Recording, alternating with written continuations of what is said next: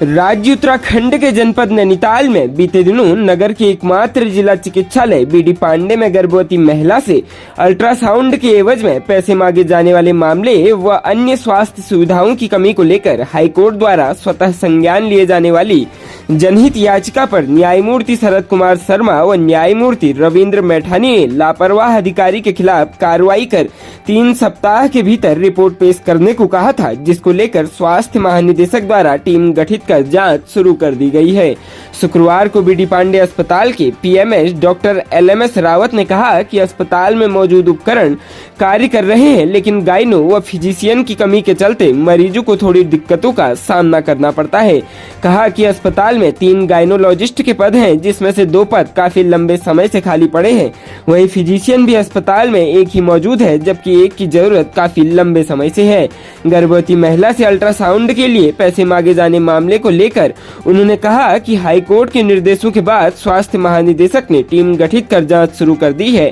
कहा कि अखबार के जरिए मामला उनके सामने में आया तो उन्होंने तुरंत ही रेडियोलॉजिस्ट से जवाब मांगा था, तो उनका कहना था कि उस दिन कुल 30 रजिस्ट्रेशन हुए थे, जिसमें से 22 लोगों का अल्ट्रासाउंड हो चुका था, लेकिन तभी अचानक उनका स्वास्थ्य खराब होने से बाकी 8 लोगों का अल्ट्रासाउंड नहीं हो पाया। राज्य उत्तराखंड के हरिद्वार जनपद के कनखल थाना क्षेत्र में 3 दिन पूर्व हुई चोरी का एक आरोपी शुक्रवार को थाना परिसर से दीवार फांदकर फरार हो गया। आरोपी के पुलिस हिरासत से फरार होने से हड़कंप मच गया। पुलिस आरोपी की तलाश में जुटी हुई है। पुलिस ने सीसीटीवी फुटेज खंगाले, लेकिन अभी तक उसका पता नहीं चल सका है। शहर में 4 दिन में यह पुलिस की गिरफ्त से चोर के भागने की दूसरी घटना है। पुलिस से प्राप्त जानकारी के अनुसार 3 दिन पहले कनखल शमशान घाट के निकट दरिद्र भंजन महादेव मंदिर से टीवी भगवान शंकर के चांदी छत्र के अलावा अन्य सामान चोरी हुआ था। गुरुवार को पुलिस ने चोरी के आरोपी रवि उर्फ सरदार और उसके सगे भाई जितेंद्र उर्फ चवन्नी निवासी मोहल्ला कुम्हारगढ़ा कनखल को चोरी के सामान के साथ पकड़ा था। शुक्रवार को दोनों आरोपियों की न्यायालय में पेशी होनी थी। इस हेतु पुलिस ने दोनों आरोपियों को शुक्रवार सुबह हवालात से बाहर निकाला। इस दौरान आरोपी रवि ने शौच जाने का बहाना बनाया। थाने में तैनात मुंशी जसवंत से परिसर में ही शौचालय लेकर गया। शौचालय के पास ही खुला आंगन है। मुंशी आंगन में खड़ा होकर उसका इंतजार करने लगा, लेकिन आरोपी रवि शौचालय से बाहर आया और हाथ धोने के बहाने वही वॉश बेसिन की ओर चला गया और मुंशी की निगाह हटते ही रवि थाने की लगभग 4 फीट ऊंची दीवार फांदकर फरार हो गया।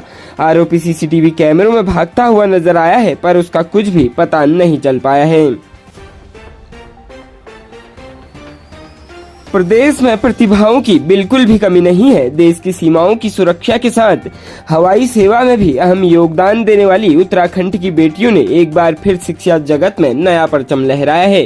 पंतनगर विश्वविद्यालय में लगातार छात्राएं अपने बौद्धिक विकास की क्षमताओं का जहां झंडा बुलंद किए हुए हैं, वहीं विभिन्न बड़ी कंपनियों में भी अपना अहम योगदान देकर देश की सेवा भी यहाँ की बेटियां कर रही है।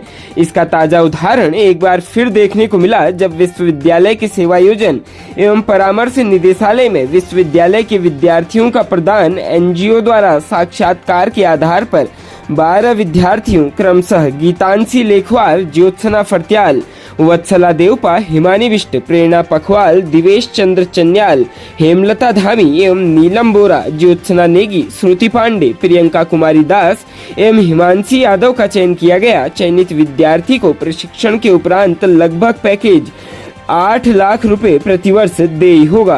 विश्वविद्यालय के कुलपति डॉक्टर मनमोहन सिंह चौहान ने सेवायोजन एवं परामर्श निदेशालय के प्रयासों की सराहना करते हुए चयनित विद्यार्थी को शुभकामनाएं दी। सेवायोजन एवं परामर्श निदेशक डॉक्टर दीपा विनय ने भी सफल विद्यार्थियों को बधाई एवं शुभकामनाएं प्रेषित की है।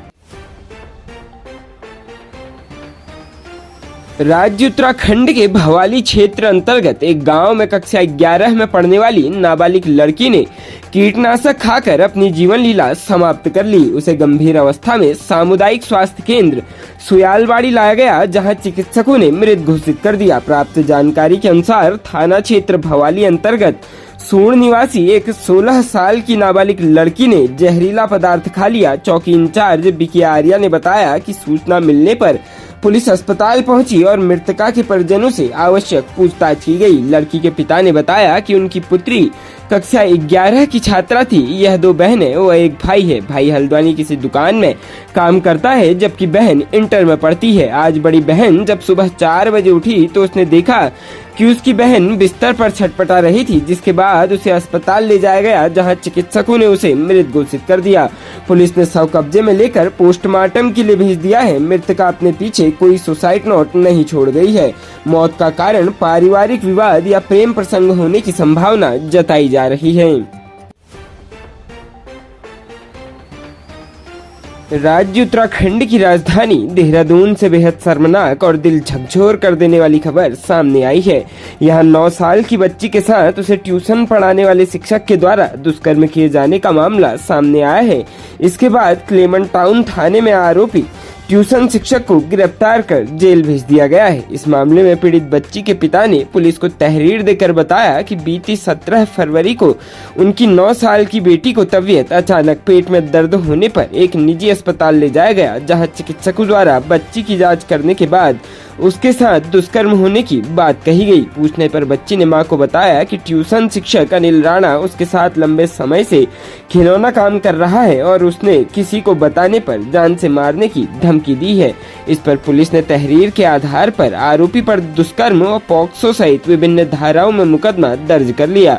थानाध्यक्ष कुलवंत सिंह ने बताया कि बच्ची का चिकित्सीय परीक्षण करवाने पर दुष्कर्म की पुष्टि हुई है। आरोपी अनिल राणा पुत्र भीम बहादुर निवासी Bharuwala grant bell road Clement town को भारूवाला से गिरफ्तार कर न्यायालय में पेशी के बाद न्यायिक अभिरक्षा में जेल भेज दिया गया है। आरोपी 12वीं तक के बच्चों को ट्यूशन पढ़ाता है। देश भर में होली का त्योहार नजदीक है, इसके साथ ही शराब की बिक्री बढ़ गई है। इसी कड़ी में राज्य उत्तराखंड के काठगोदाम थाना पुलिस ने एक तस्कर को दबोचा है, जो डाक पार्सल वाहन से शराब की तस्करी करने जा रहा था। मौके पर आरोपी के पास से 100 पेटी शराब बरामद हुई है। नैनीताल एसएसपी पंकज भट्ट ने बताया कि मुखबिर की सूचना मिली थी कि डाक पार्सल वाहन में शराब की तस्करी की जा रही है, जिसके बाद पुलिस और एसओजी की टीम ने काठगोदाम थाना क्षेत्र के खेड़ा चौराहे पर छोटा हाथी वाहन को रोककर तलाशी ली। वाहन में 100 पेटी शराब रखी हुई थी। जब चालक से शराब के कागजात मांगे तो वो कोई भी कागज नहीं दिखा पाया। पूछताछ में आरोपी ने अपना नाम सुनील कुमार पुत्र जगदीश निवासी ग्राम हरहाना थाना बेरी जिला झज्जर हरियाणा बताया। आरोपी ने बताया कि होली के मद्देनजर उत्तराखंड में शराब की डिमांड काफी आ रही थी, लिहाजा उत्तराखंड में खपाने के लिए पंजाब से कम कीमत में शराब खरीद कर लाया था। आरोपी ने ये भी बताया कि शराब किसी बड़े माफिया की है, जो पंजाब से उत्तराखंड भेजता है। उसके मालिक ने शराब हल्द्वानी पहुंचाने को कहा था, जहां से शराब पहाड़ों में सप्लाई की जानी थी। एसएसपी पंकज भट्ट ने बताया कि शराब किन लोगों तक सप्लाई की जानी थी, इसकी जांच की जा रही है। गौर है कि 2 हफ्ते पहले भी 50 पेटी शराब के साथ हरियाणा का तस्कर गिरफ्तार हुआ था, जो आर्मी कैंटीन के शराब के नाम पर सप्लाई कर रहा था। ठगी 15 दिन के भीतर पुलिस ने दूसरी शराब की बड़ी खेप पकड़ी है। बरामद शराब की कीमत 4 लाख रुपए तक आंकी जा रही है।